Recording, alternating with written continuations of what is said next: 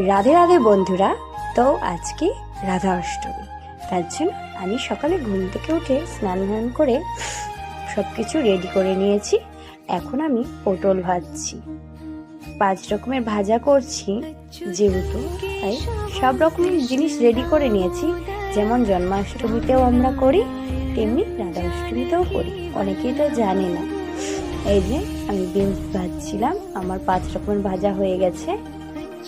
আমি ফ্রাইড রাইসের জন্য কেটে রেখেছিলাম বিনস, ক্যাপসিকাম, গাজর কুচি কুচি করে, আলুর দম, এর মধ্যে কচুও আছে। রাধা নাকি কচুর দম খেতে খুব পছন্দ করে, তাই আলু আর কচুর দম তার জন্যই করছি। তো আমরা কিন্তু জন্মাষ্টমীটা সবাই জেনে থাকি, তাই করি, কিন্তু রাধা অষ্টমীটা অনেকে জানে না। তবে রাধা অষ্টমীটা জন্মাষ্টমীর থেকেও বড়, কেননা রাধা অষ্টমী